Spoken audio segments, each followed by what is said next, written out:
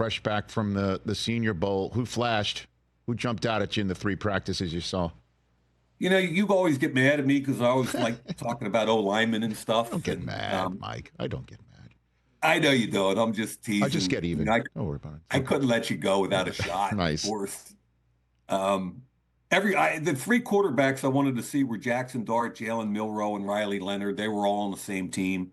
I think it's hard to see. Like the first day, I thought Jalen Milroe, who has he's got all the traits, Rich. This guy might run 4.42. He's 225 pounds or whatever. Big arm.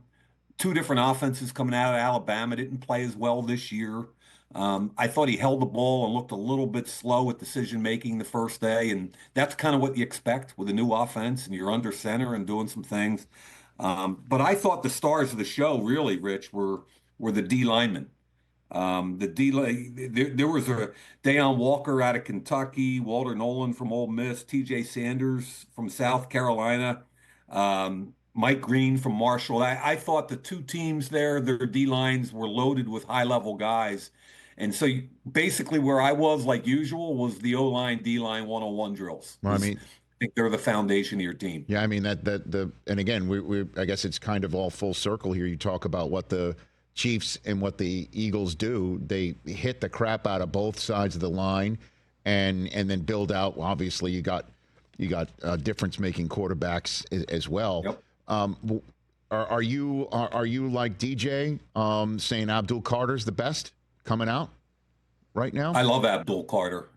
Is he your best? Would he be atop your draft board?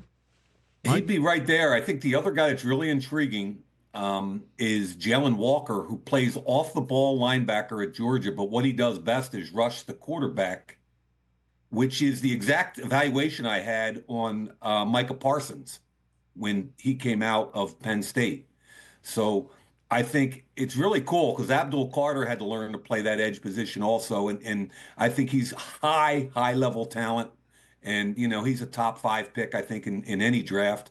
But this Jalen Walker is a guy that people are going to have to figure out what they want to do with him because he plays off the ball. And then on sub packages, he's anywhere from the A gap all the way out to the 9 technique. You can line him up anywhere on 3rd down and he's going to cause a problem. So I find him to be kind of the guy that I'm intrigued by because people are going to have to figure out what he does, how to play him on all 3 downs. He's probably another 4-4 guy. I mean, he's really, really talented. Well, and from our time working with Prime, he described himself as a 5-down player, 3 on defense, 1 on special teams, 1 on offense, and he's got Travis Hunter. How many downs do you play Travis Hunter? How do you evaluate Travis? Mike? I love Travis, and I'm amazed, number one, at his conditioning. Like usually I watch just the defense of a player or just with him, you had to watch 150 plays in a row. Yeah. For one game. And in the 4th quarter, he's running routes and covering people. And I don't know how many miles he ran per game. His conditioning's off the charts. I think you evaluate him as a corner, but I think every team in the league is going to look at him and say, we can probably have a package of offensive plays for him. But if you're going to get the most out of him as a corner, you want him to get up to 190 pounds, 192 pounds. You want him to work on his technique more and become an all-pro type corner. But there is an ability there to make a difference on offense also. Yeah, I know Prime said you're not going to want to be a coach if you're struggling on offense and you got your best offensive weapon and receiver and pass catcher standing on the sideline next to you looking at defensive film, looking at your tablet looking on defense. So before I let you go, what's your brief evaluation on the quarterback class, Mike, as a whole? 2 guys everybody talks about up top, Shedeur Sanders and Cam Ward, are really interesting, and everybody's going to have to figure them out. Like Shedeur, I look at him a little bit like I did Bo Nix last year, and I was undervalued on Bo Nix. And Shedeur makes good decisions, and he's very accurate at all 3 levels.